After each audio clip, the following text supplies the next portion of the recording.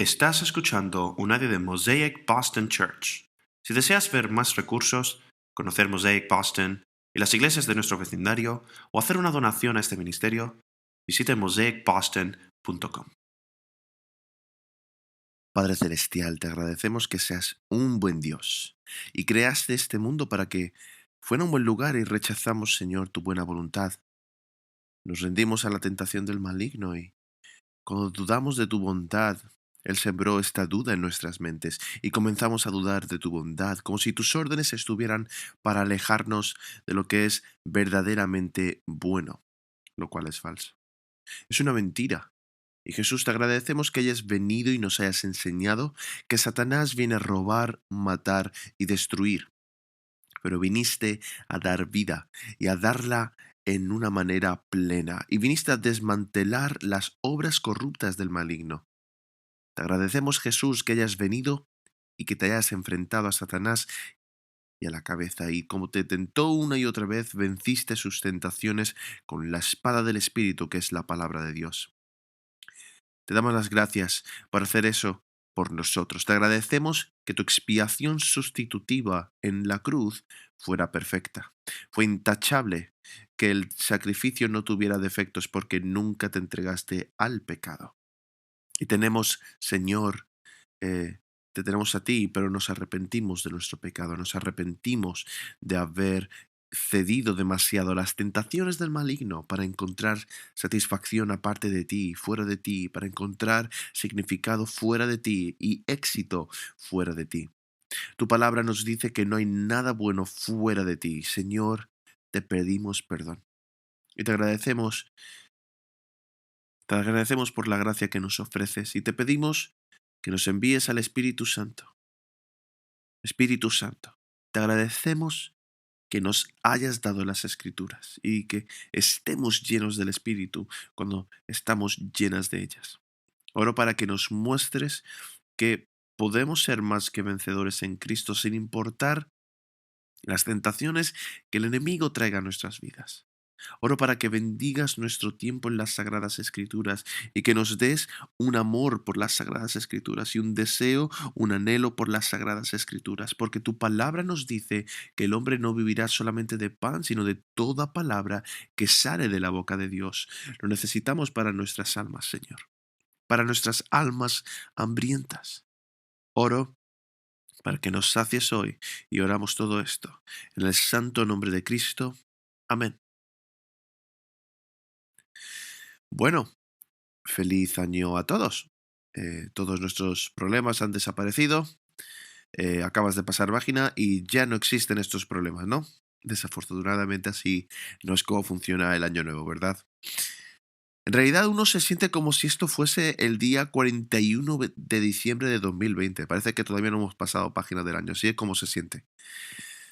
Pero seguimos aquí, Dios sigue en el trono, todavía tenemos una misión, Él todavía tiene un Espíritu Santo para nosotros, solo para darle en una línea de tiempo lo que estamos haciendo, ¿vale? Am, lo que hemos dicho es que vamos a estar en el Evangelio de Mateo, empezamos con Mateo para el Adviento y lo hicimos durante 4 semanas y celebramos el libro de Mateo, básicamente, pero luego continuaremos en Mateo 3 hoy. Perdón. Estuvimos el otro día en Mateo 3 y hoy comenzamos con Mateo capítulo 4. Vamos a continuar a través del libro de Mateo hasta la Pascua. Eso significa que terminaremos el capítulo 4 la semana que viene y luego comenzaremos el Sermón del Monte. El mejor sermón que jamás se haya predicado. Por el más grande predicador, Jesucristo, nuestro Señor y Salvador, Él mismo.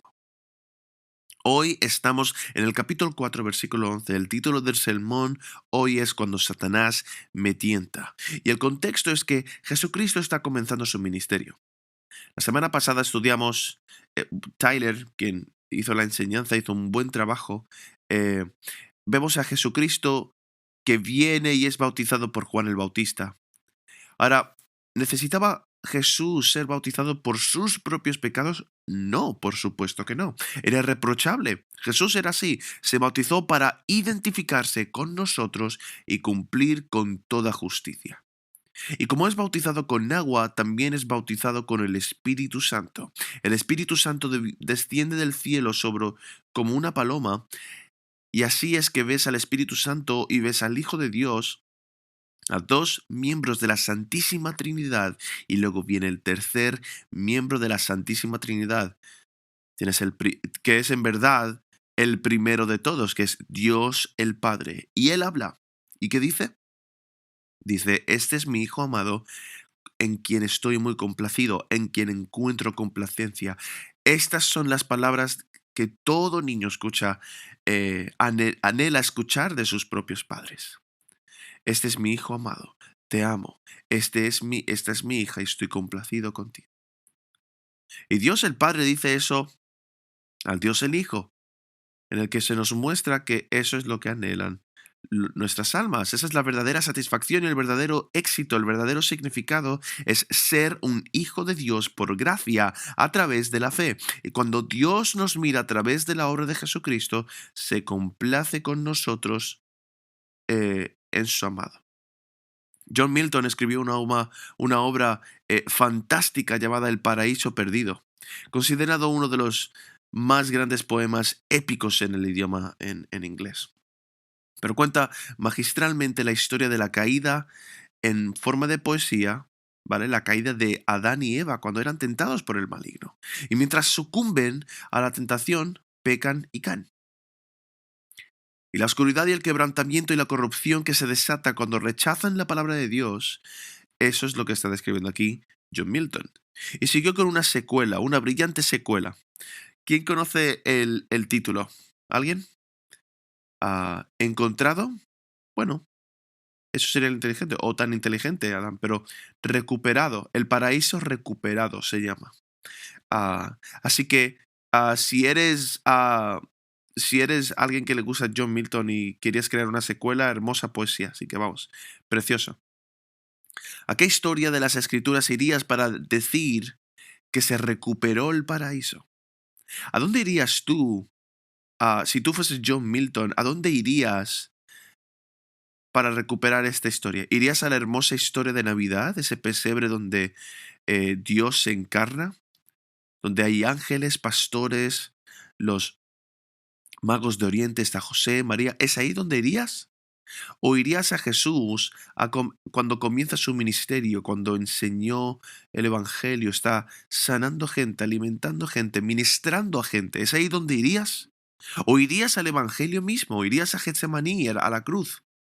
¿Irías a Jesús cuando está sufriendo por nuestros pecados? Y luego es puesto en la tumba y resucitado al tercer día. ¿Es ahí donde irías?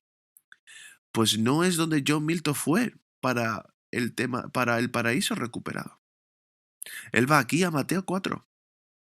Va aquí a un desierto. El paraíso se perdió en un jardín y se recuperó en un desierto donde Jesús va a la guerra con Satanás. Ahora, ¿por qué va aquí John? Bueno, porque la ruina llegó al jardín. La ruina llegó en el jardín. Cuando la tentación se entregó y la redención viene en el desierto donde Jesús no cedió a la tentación.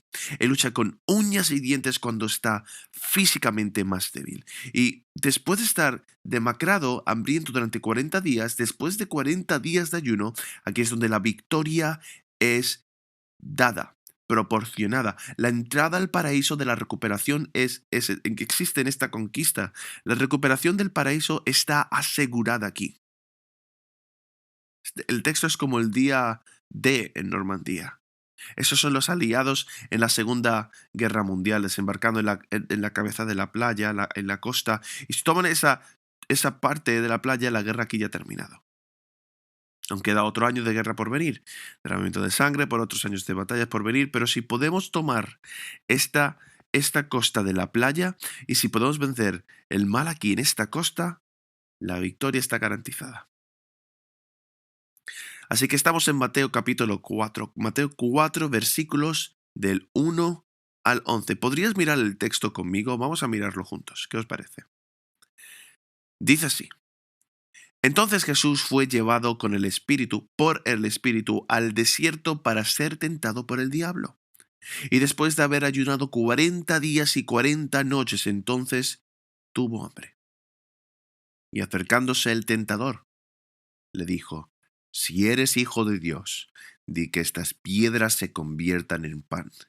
Pero él respondiendo dijo, escrito está, no solo de pan vivirá el hombre, sino de toda palabra que sale de la boca de Dios. Entonces el diablo le llevó a la ciudad santa y se puso sobre el pináculo del templo y le dijo, si eres Dios, lánzate abajo, pues escrito está, y a sus ángeles te encomendará y en las manos te llevarán por no sea que tu pie tropiece en piedra. Y Jesús le dijo, también escrito está, no tentarás al Señor tu Dios. Y otra vez el diablo le llevó a un monte muy alto y le mostró todos los reinos del mundo y la gloria de ellos. Y le dijo, todo esto te daré, si postrándote me adoras. Pero Jesús le dijo, vete, Satanás, porque escrito está, al Señor tu Dios adorarás y solo a él servirás. El diablo entonces le dejó, y aquí ángeles vinieron y le servían. Esta es la lectura santa, inerrante, infalible y autoritaria de Dios, que Dios escriba estas verdades eternas en nuestros corazones. La idea principal de este texto no es cómo superar nuestras tentaciones, aunque podemos deducir estas verdades en el texto, obviamente. La idea principal del texto aquí es que Jesucristo no cedió a la tentación para poder permanecer como un sacrificio sin pecado por nuestros pecados, por nosotros. Es decir, cuando cedemos a la tentación y podemos ir a Cristo, el cual nos perdona, cuando pedimos perdón y cuando nos arrepentimos de los pecados por el que Él nunca pecó, veremos eso. Veremos estas tres principales tentaciones de Satanás en el texto. La primera tentación es la satisfacción sin Dios. Luego nos ofrece el éxito sin Dios. Y el tercero, el significado sin Dios. Otra forma de pensar en esto es que se nos ofrece comida o comida mal prohibida. Y nos ofrece fama prohibida. Y nos ofrece fuerza o poder prohibido. Primera de Juan 2:16 dice que para todo lo que hay en el mundo, los deseos de la carne, los deseos de los ojos y el orgullo de la vida, no vienen del Padre, sino del mundo. El mundo, según las Escrituras, está bajo la autoridad del maligno. Y así es como nos tienta con los deseos o la hipotermia, digamos, en el griego, que es la lujuria de la carne, la lujuria de los ojos y el orgullo de la vida. Vemos aquí estas tres tentaciones aquí. Y la primera es que se nos ofrece la satisfacción sin Dios, la cual es la lujuria de la carne. En Mateo 4, del 1 al 4, Jesús fue llevado por el Espíritu al desierto para ser tentado por el diablo. Después de ayunar 40 días y 40 noches, Jesús tuvo hambre y vino el tentador, el diablo. El diablo, hay un artículo definido, diabolas, ¿vale? Él es el único, ¿vale? Es la personificación del mal, el archienemigo de Dios. Y está el diablo aquí, el cual también se le llama, como vemos en el texto, el tentador. Y esto es lo que hace por naturaleza, nos tienta con cosas para alejarnos de Dios. Y el contexto aquí es que Jesús ha sido bautizado con el Espíritu y ahora hay una batalla espiritual. Había una voz del cielo y hay ahora una voz del infierno que está hablando. Satanás viene y habla una y otra vez en un susurro siniestro, alejando a Jesús de Dios en un intento. Y había consuelo, pero ahora hay conflicto. Había refrigerio, pero ahora hay hambre. Y la hiel de Satanás incluso para intentar intentar tentar a Jesús. Está tratando de tentar al Hijo de Dios. El diablo odia tanto a Dios, odia tanto a la Santísima Trinidad y nos odia tanto a nosotros que quiere destruir el plan del Evangelio y de redención desde el mismo principio. Una cosa que quiero decir aquí, mucha gente cuando es tentada decimos, oh, Satanás me está tentando. La famosa frase, ¿no? Es, hoy no, Satanás, hoy no. Not today, Satan. Cuando eres tentado por una segunda rebanada de pastel o de queso, ¿no? Solemos decir eso, ¿no? Pero probablemente no sea Satanás, estadísticamente hablando, ¿vale? ¿Por qué digo esto? Porque Satanás no es omnipresente, ¿vale? No está en todas partes al mismo tiempo, sus recursos son limitados. Está tentando a Jesús aquí porque Jesús está en su radar, ¿vale? ¿Por qué? Porque Jesús está haciendo el trabajo de Dios. ¿Nos tienta el mismo Satanás? Tal vez. ¿Estás en su radar? ¿Estás haciendo un trabajo de evangelio eh, tan efectivo para Dios que estás en el radar de Satanás? Si no, enviará solo a sus secuaces, sus demonios, para que vengan y hagan su trabajo. Eso es lo primero de todo. En segundo lugar, ¿es real Satanás? En los sermones anteriores me sentaba y les demostré que Satanás es real. ¿Cómo explicamos Auschwitz? No es solo la gente, o sea, como la idea de que vamos a poner seres humanos en hornos. Esa idea es malvada, diabólica, o sea, y vamos a hacerlo sistemáticamente con 6 millones de personas. ¿Cómo explicas los gulags? ¿Cómo explicas las peores partes de la historia humana? Y normalmente el mismo campo aquí que dice no creo en Satanás. Es en realidad un campamento de Satanás que dice creo que los seres humanos son básicamente buenos. No puedes tener ambas cosas. Si no crees en Satanás y entonces todo el mal que se ha hecho es solo en la gente, entonces tienes que creer que hay una depravación total. La gente es tan malvada que asustó al mismísimo Juan Calvino. Entonces, ¿hay maldad en el mundo? Sí, vaya que sí. Pero entonces ni siquiera tengo que hacer... mi nueva disculpa para que solo exista Satanás es mi nueva excusa más bien, simplemente para decir que Satanás existe es mira atrás en el 2020. El 2020 acaba de pasar ahora mismo. Sí, Satanás existe. Sí, por supuesto que Satanás existe. Si Satanás no existiera, entonces Jesucristo no necesitaría venir a este mundo. Jesucristo no hubiese necesitado cumplir los mandamientos de Dios. No necesitaría morir en una cruz para destruir la obra de Satanás, el pecado y la muerte. Pero Jesús hizo todo esto. Jesús es Dios, Él sabe todo. ¿Jesús sabe que Satanás existe? Sí, por supuesto. Vi a una comediante, una humorista llamada Sarah Silverman, ¿vale? No era muy divertida, honestamente. Pero tenía una cita reciente en la que quería convencer a la gente de que el infierno no existe. Y ella estaba en su propio podcast, ¿vale? Y ella dijo, para todos aquellos que me escuchen y creen en el infierno, solo quiero liberarte de ese peso, ¿vale? Les prometo, dice, ¿vale? Ella dice, les prometo que que el infierno no existe. Creo con todo mi corazón que el infierno no existe.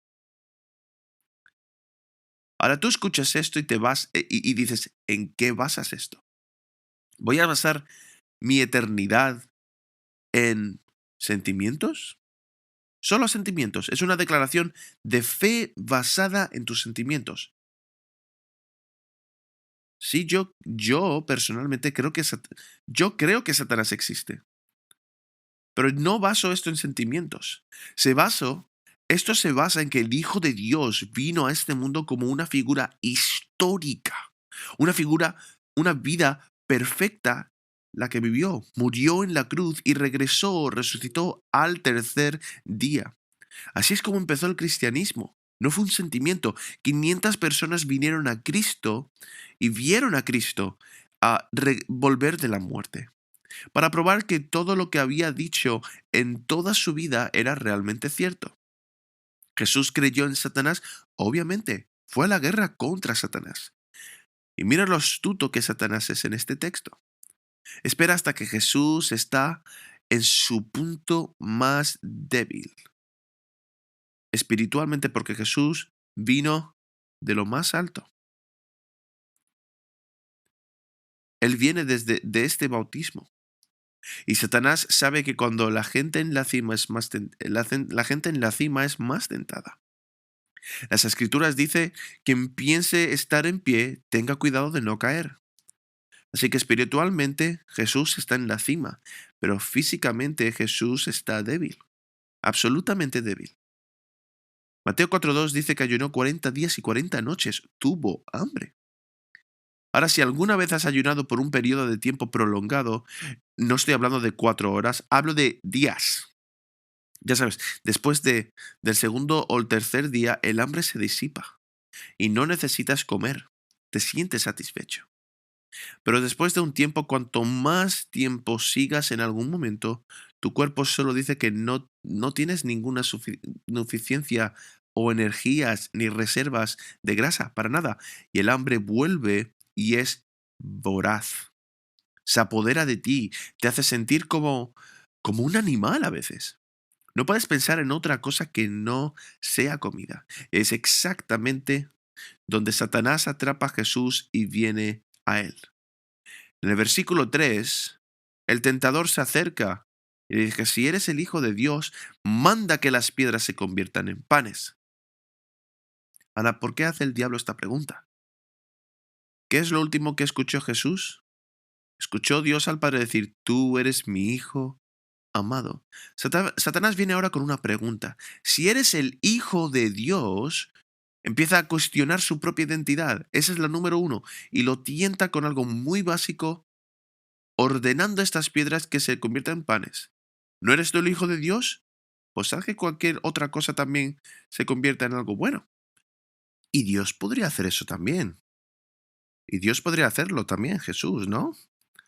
Por supuesto que podría hacerlo. Y mientras mira estas piedras, obviamente la tentación está ahí. Un buen pan, otro buen pan, que Jesús podía haber hecho. Mi hija me preguntó cuál es el milagro favorito, cuál era mi milagro favorito en toda la Biblia. Y yo estaba como: ¿me tienes que preguntar, obviamente? A ver, tienes un montón de milagros. Jesús en Galilea, en Canaán, en una boda. Dame botellas de agua, dame la boda. ¡Fum, fum! ¡Hala! Ya está. Cabernet Sauvignon, ¡hala! Tienes un montón de vinos ahí. Lo que quieras. O sea, no puedo decir el nombre. Pinot Grigio, ¿vale? Te lo daré. Venga, pues nada, Jesús podía hacer eso. Él tenía el poder de hacer ese vino, ¿vale? ¿Es un pecado para él hacer eso? Bueno, aparentemente, si esto fuese una tentación. Pero lo más probable es que Dios Padre le diera a Jesús un trabajo que hacer ahí, ¿no? A Jesús tenía que ayunar 40 días aquí, ¿verdad? Ayunaría hasta que Dios le dijese: basta. Y es para mostrar que Él tiene poder sobre ese cuerpo físico. Es para mostrar que su deseo por Dios es mucho más mayor que un deseo por la comida. Satanás entra aquí y viene con esa pregunta. Convierte el hecho en una pregunta y crea una base para la acción pecaminosa. ¿Qué es lo que quiero decir aquí con todo esto? Está diciendo: bien, no eres tú el Hijo de Dios, entonces ¿por qué sufres? Si Dios es un buen padre y te preocupa por que se preocupa por su hijo, ¿por qué permite que su hijo sufra? ¿Por qué permite Dios que su hijo tenga hambre? Porque los hijos no deben de sufrir, ¿verdad? Esa es la implicación aquí, eso es cierto, ¿no? No es cierto. Dios permite que sus hijos sufran a menudo y pasen por largos periodos de sufrimiento, sufrimiento prolongado, pero para fortalecernos. Lo hace con el fin de acercarnos a Él para refinarnos. Pero Satanás entra y le dice: bien, Dios no está haciendo sus necesidades, obviamente. Tal vez Él no es bueno. Tal vez no eres amado. Así que satisface tus propias necesidades. Empieza a satisfacerte a ti mismo. No necesitas a Dios, obviamente no lo hace. Satisfácete a ti mismo. Obviamente, esta fue la primera tentación. La primera tentación fue que Satanás vino a Eva y le dijo: ¿Dios es bueno? Creo que Dios te está ocultando algo, ¿eh? Yo creo que Dios te está ocultando esto, porque puedes llegar a ser a semejanza de Él. Génesis 3, 4, 5. La serpiente dijo a la mujer: ciertamente no moriréis. Dios sabe que el día que comáis de la fruto, serán abiertos vuestros ojos y seréis como Dios, conociendo el bien y el mal. Dice Dios que está mintiendo, que no confíes en Él. El diablo está como diciendo, Eva, te está ocultando lo que es bueno. Y por cierto, siempre empieza con apetitos físicos, no entiendo. Las tentaciones siempre vienen con apetitos físicos de algo que está prohibido. Podría ser comida, pero normalmente es algo más como lujuria. Oh, Dios te está ocultando esta cosa buena, deshazte de Dios, no necesitas a Dios. Toma, come, yo te dejo. ¿Dios te lo prohíbe? No, no, no, yo te dejo. Eso es lo que pasa en Génesis 3:6. La mujer vio que el árbol era bueno para comer y era un placer para los ojos y obtuvo lujuria de carne, lujuria de ojos. Aquí tienes que dar un paso atrás y decir, ¿cómo terminó Jesús en el desierto? ¿Eligió Jesús mismo ir al desierto para este ayuno? Verán, en el versículo 1 dice que Jesús fue guiado por el Espíritu. Jesús fue llevado por el Espíritu al desierto para ser tentado por el diablo. Quien lo llevó al desierto fue el Espíritu Santo. Y el Espíritu Santo guió a Jesús a un lugar donde Jesús puede ser tentado. ¿Dios nos tienta? No lo hace. No lo hace, pero sí nos pone a prueba. Y si eso es lo que la palabra griega periasmos puede traducirse aquí como tentación o prueba. Es así que algo que Satanás usa para la tentación, Dios lo usa para la prueba. Así que Dios el Padre inicia esto por el poder del Espíritu Santo para que Jesús vaya a ser tentado por el maligno. ¿Por qué? En primer lugar, para vencer a Satanás, pero en segundo lugar, para que pueda ayudarnos en nuestras tentaciones, para que pueda simpatizar con nosotros y ayudarnos perfectamente. Hebreos 2:18 dice, pues por cuanto Él mismo fue tentado en el sufrimiento, es poderoso para socorrer a los que son tentados. Y digo esto porque muchos cristianos son grandes en arrepentirse después de haber pecado. Si eres tentado, cede. Oh Jesús, por favor, perdóname. Por favor, perdóname. Tenemos que mejorar en la conversión a Jesús antes de rendirte. Cuando eres tentado, cuando estás en el grueso, en la parte más fuerte de la tentación, acude a Cristo.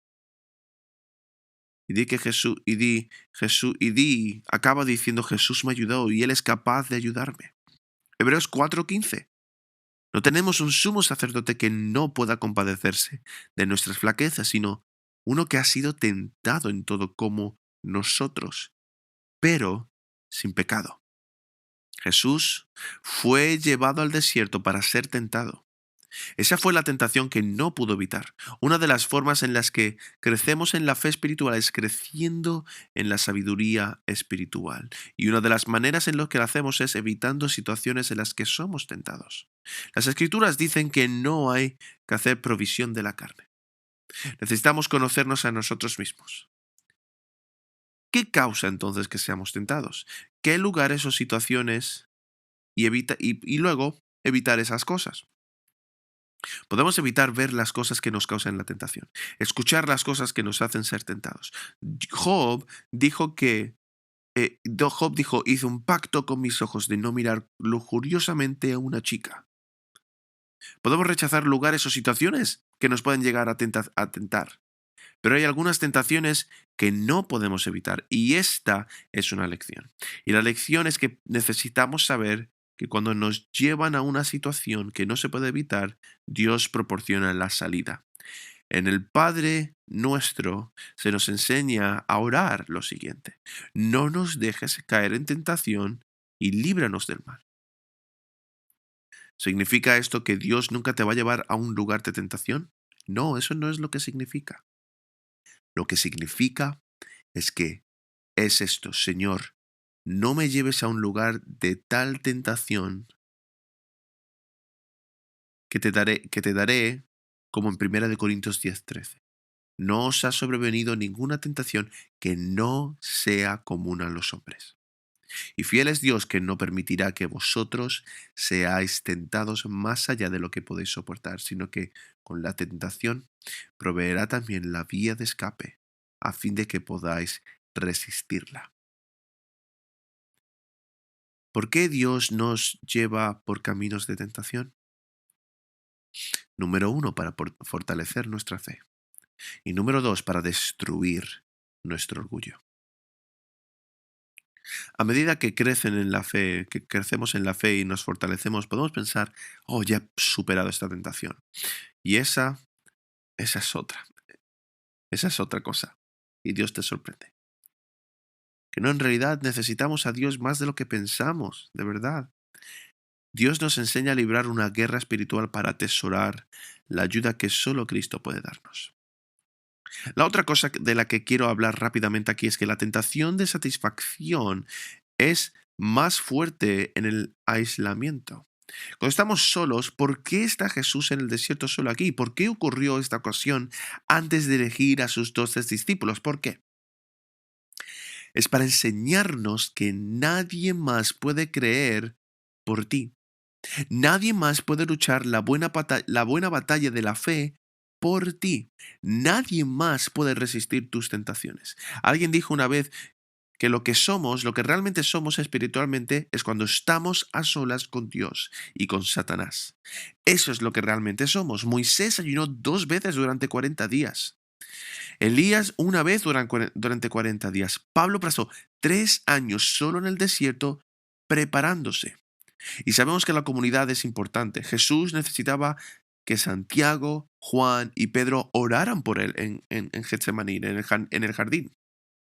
Orad por mí, orad por mí. Él les suplicó y se quedaron dormidos, ¿verdad? Necesitamos que otros oren por nosotros, que nos hagan responsables, que nos estimulen para mostrar simpatía, comprensión, compartir lecciones de experiencias pasadas, pero al final del día nadie puede ser fiel por ti. Nadie puede obedecer por ti. Nadie puede confiar en ti. Nadie puede librar una guerra espiritual por ti. Debemos luchar contra nuestro propio pecado. El pecado de la carne, del mundo y de Satanás. Así que sí, el cristianismo tiene un aspecto social, pero también hay un aspecto solitario. Y en nuestras vidas, agitadas vidas, y con nuestras relaciones, vidas llenas de gente, maridos, esposas, hijos, hermanas, hermanos, amigos, compañeros de trabajo, falta la soledad.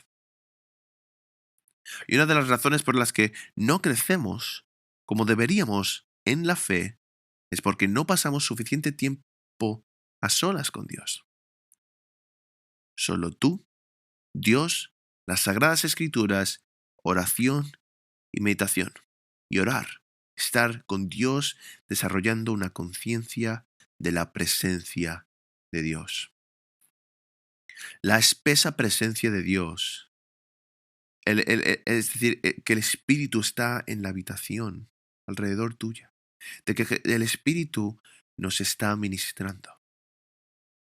Mateo 26:41 habla de velad y orad para que no entréis en tentación. El espíritu está dispuesto, pero la carne es débil.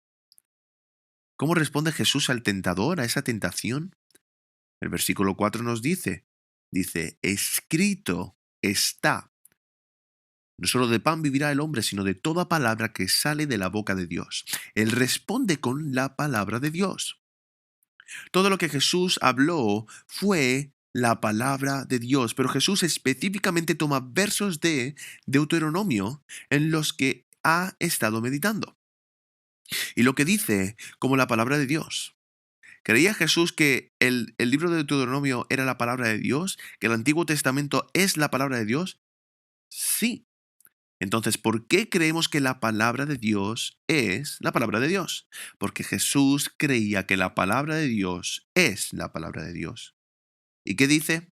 No solo de pan vivirá el hombre, sino de toda palabra que sale de la boca de Dios. Eso es lo que dice. Tan importante como la comida es, tan importante como el pan son los carbohidratos, muy importante, pero tan importante como lo es para nuestra alimentación física, es así la palabra de Dios, mucho más importante para que vivamos.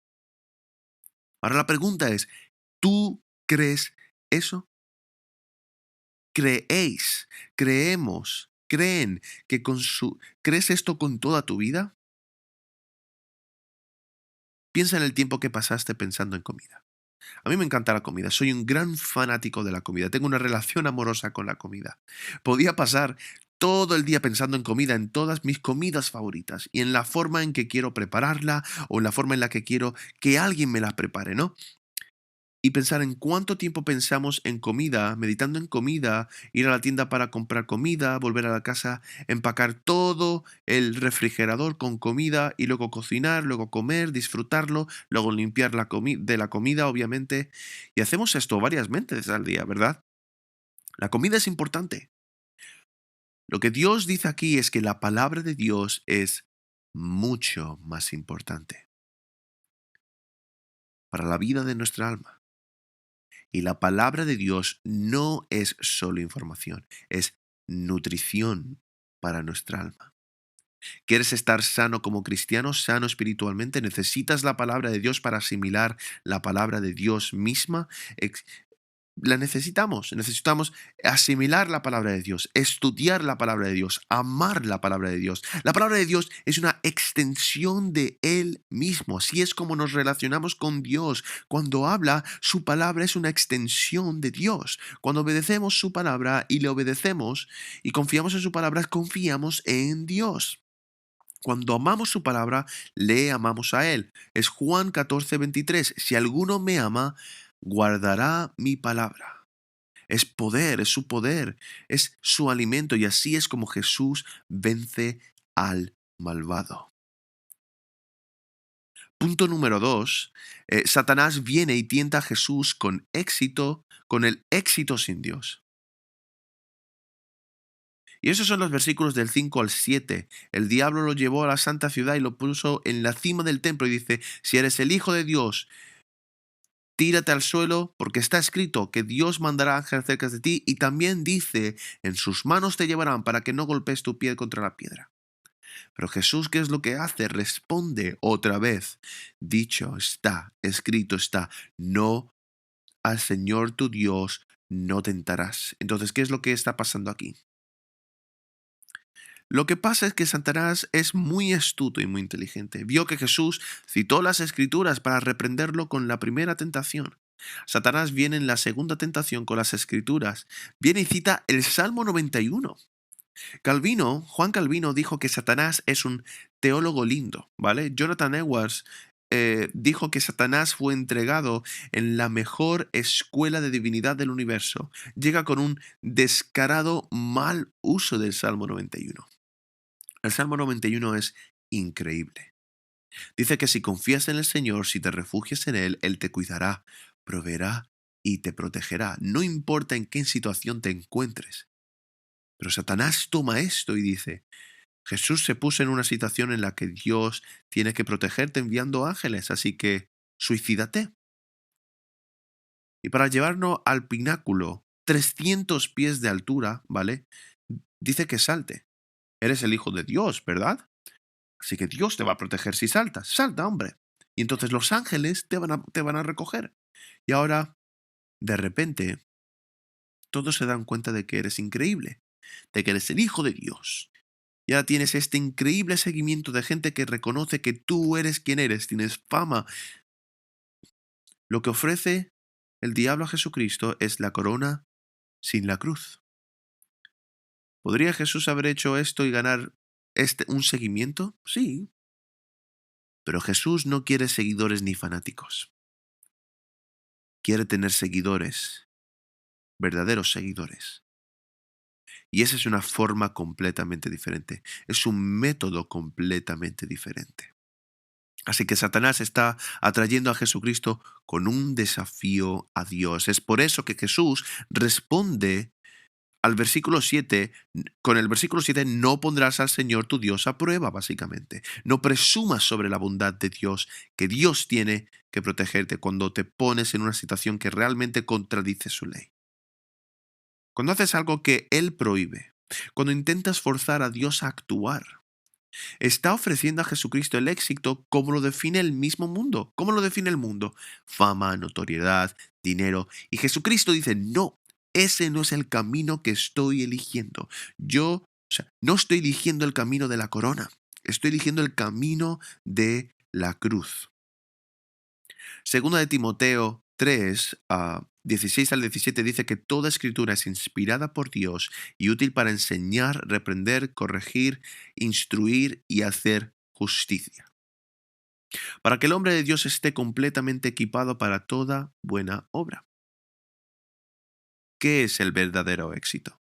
El verdadero éxito no es cuando la gente dice que tenemos éxito. Es cuando Dios dice, bien hecho, buen siervo y fiel. Entra en el gozo de tu Señor. A Jesús no le importaba lo que la gente pensara. A Jesús no le importa el éxito como lo define Satanás. A él le importa que el éxito sea definido por Dios. Segundo de Pedro 1:21 dice, porque ninguna profecía fue producida por la voluntad del hombre, pero los hombres hablaron de Dios al ser llevados por el Espíritu Santo. Necesitamos una definición robusta del éxito en cada área de la vida como la define Dios. ¿Qué piensa Dios de mi trabajo? ¿Es mi trabajo exitoso? Bueno, ¿haces tu trabajo para la gloria de Dios, no como a los hombres, sino de corazón? ¿Y qué piensa Dios de mi familia? ¿Y qué piensa Dios sobre cómo trato el dinero, la generosidad, etcétera? Y miramos a las Escrituras, no a Satanás, para definir el éxito. Josué 1:8 dice que este libro de la ley no se apartará de tu boca, sino que meditarás en ella de día y de noche, para que tengáis cuidado de hacer todo lo que está escrito en él, porque entonces harás que tu camino sea próspero y tendrás un buen éxito. Y finalmente Satanás tienta a Jesús con un significado sin Dios, ¿vale? Último punto.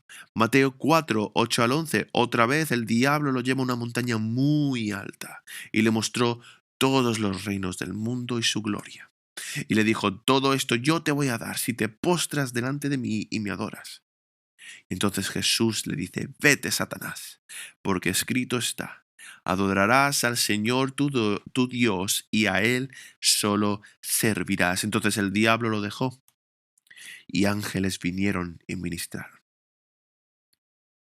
¿Cómo ha, ¿Cómo ha llamado Jesús al diablo aquí? Ha sido el diablo, ha sido el tentador, pero ¿cómo lo llama aquí? Satanás, el adversario.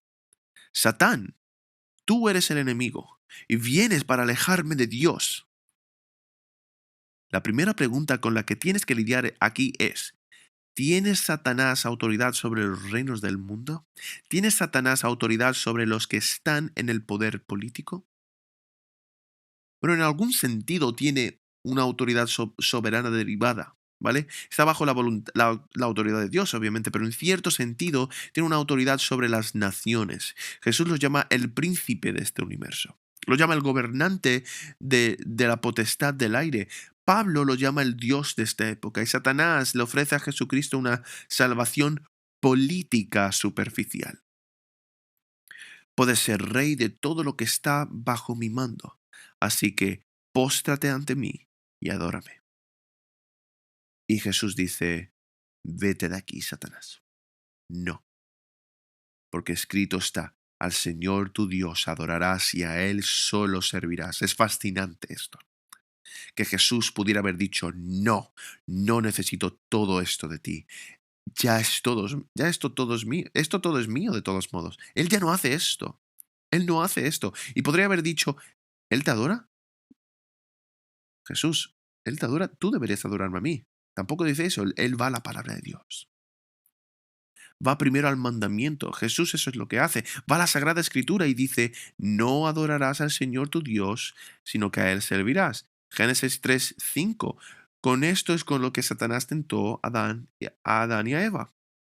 Dios sabe que cuando tomas de Él, sus ojos, tomas de eso, los ojos serán abiertos y serás como Dios conociendo el bien y el mal. Podrás ser como Dios, gobernar tu propio pequeño reino, pero no adores a Dios, sino a mí. Eso es lo que Satanás quería para cada uno. Dios nos crea a su propia imagen, pero Satanás quiere crearnos a la imagen suya, donde Satanás no obedece a Dios, sino que se adora a sí mismo. Así que nos ofrece, oye, no necesitas adorar a Dios, sino que te puedes adorar a ti mismo, hombre. Y yo te daré todo lo que tú quieras, pero siempre es una mentira. Lleva a la destrucción. Jesús rechaza a Satanás con la palabra de Dios. Y lo fascinante aquí es que Satanás dijo en el segundo salto de la tentación al pináculo, los ángeles vendrán a ministrarte, y él no hace esto. Y aquí rechaza a Satanás, ¿y qué es lo que hace? Los ángeles ahí es cuando vienen y comienzan a ministrarle. Siempre me he preguntado, ¿cómo lo hacen? Y si estudias un largo ayuno, un largo ayuno, hay una forma muy particular de romper el ayuno, ¿verdad? Así que me pregunto si los ángeles obviamente sabían eso, ¿no? Me pregunto si un ángel que aparece con un caldo así, con un tazón o un segundo tazón, podrías hacer eso por un par de días, pero y luego traes algunas verduras y un poco de arroz y finalmente un poco de carne. Y tienes a todos estos animales ministrando a Jesús. Estos ángeles, perdón, no animales, perdona. Y no solo ángeles. En Marcos 1, 12 al 13 habla de animales también, perdona.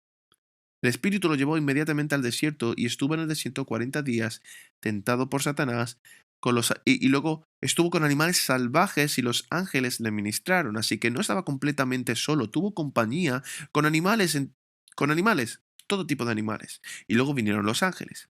Pero la principal verdad de este último texto es que Satanás nos tienta con la adoración. Intenta apartar nuestro corazón de la adoración a Dios, y es solo una cuestión de deseos. ¿Qué es lo que amamos más que cualquier otra cosa? Eso es lo que la adoración es. Cuando nuestros corazones empiezan a apegarse a las cosas o a las personas o a las experiencias, se alejan de Dios, y por eso necesitamos la palabra de Dios. La palabra de Dios nos ayuda a discernir. Bueno, ¿qué es lo que estoy amando? ¿Qué es lo que estoy codiciando? ¿Qué es lo que estoy pensando en meditar más que en el propio Dios? ¿Es el dinero? ¿Mi carrera profesional? ¿Es una persona? ¿Relaciones? ¿Qué es? Es por eso que necesitamos la palabra de Dios para hacer una cirugía espiritual. Hebreos 4, 12 al 13. Porque el Espíritu de Dios vive más afiliado que cualquier espada de dos filos, penetrando hasta la división del alma y del espíritu, de las coyunturas y de la médula, y discerniendo los pensamientos y las intenciones del corazón. Así que mientras leemos la Sagrada Escritura, esta nos está leyendo, nos está discerniendo, está cortando los pensamientos y las extensiones y las tensiones del corazón. Y ninguna criatura se esconde de su vista, pero todos están desnudos y expuestos a los ojos de Él, a quien debemos dar cuenta. Así que mientras leemos la palabra de Dios, debemos permitir que la palabra de Dios nos lea. ¿Qué me está diciendo?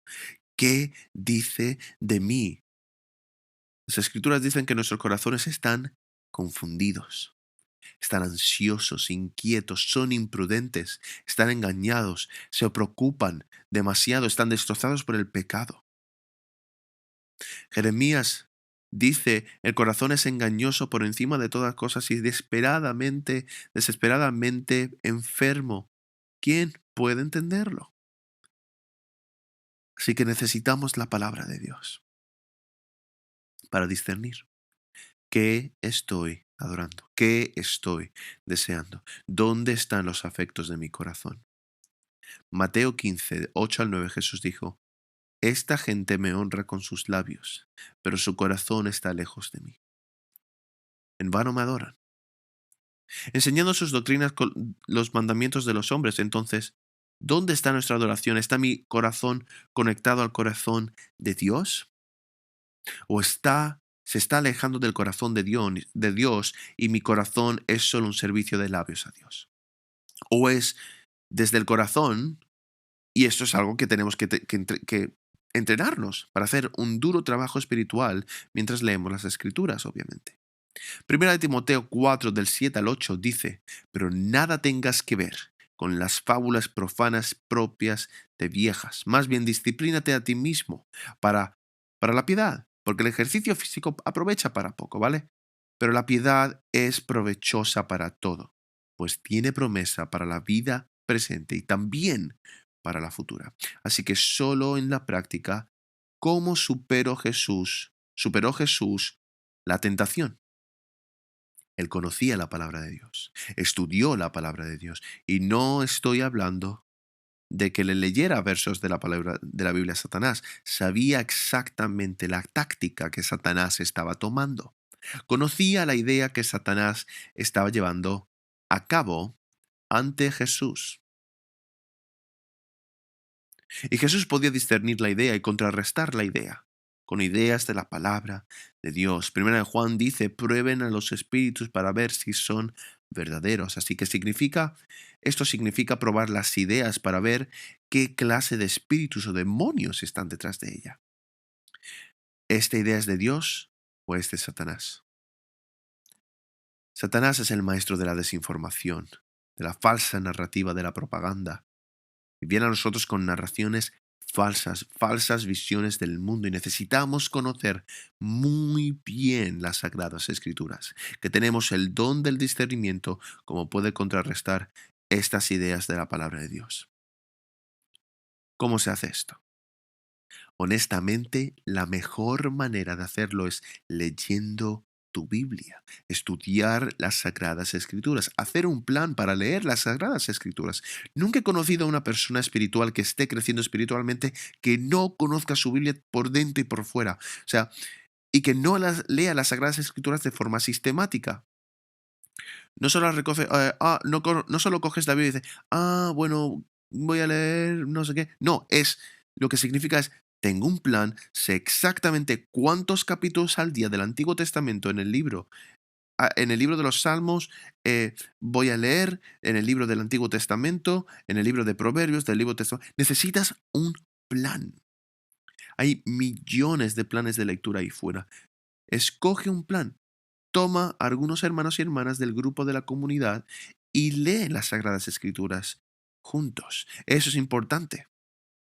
Y también cuando empiezo a hablar de leer las Escrituras de forma planificada, metódicamente, la gente es como, no, eso no es muy espiritual. Falso. Déjame demostrarte de la Sagrada Escritura esto. Estar lleno del Espíritu significa estar lleno de las Escrituras. Son una y la misma. El Espíritu Santo recibió las Sagradas Escrituras. Escribió, perdón, las Sagradas Escrituras. Son una y la misma. Así que si quieres crecer y estar lleno del Espíritu, el Espíritu te guía y el Espíritu te da a conocer. Tienes que estar lleno del Espíritu Santo. Te diré esto en conclusión, ¿vale? Efesios 5:18 dice, sed llenos del Espíritu Santo. Es un imperativo. Tienes que hacerlo, pero es un pasivo. Tú no puedes hacerlo, así que tienes que ponerte en una posición en la de que tienes que estar lleno.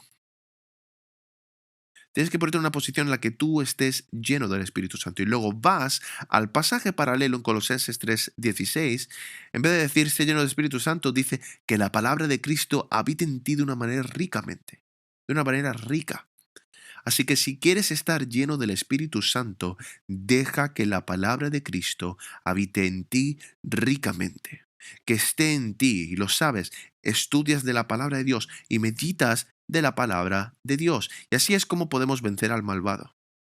Aquí al final, para finalizar, vamos a leer Mateo 27. Te diré por qué. ¿Dónde ocurrió la caída? En el jardín. Y luego el paraíso fue recuperado. ¿Dónde? En el desierto. Pero hubo luego otro jardín y hubo luego otro desierto. El segundo jardín que vemos es el jardín de Getsemaní, donde Jesucristo aquí está y luego va a la guerra contra Satanás de nuevo. Por eso pidió a sus hermanos que orasen por él, ya que estaba tan ansioso que los capilares de su propia cara estaban estallando y estaba sudando sangre. Era una guerra fuerte contra Satanás. Y luego de ese jardín, Jesucristo va a otro desierto, fuera de Jerusalén. ¿Cuál es ese desierto? Gólgota, del Calvario. Es donde está en la cruz. Y Jesucristo va a la cruz y finalmente destruye el mal. Destruye a Satanás de una vez por todas, muriendo. Es enterrado, sepultado y luego resucita. ¿Por qué hace esto? Lo hizo por todas esas veces en las que decimos a nuestras tentaciones, cedemos a esas tentaciones más bien.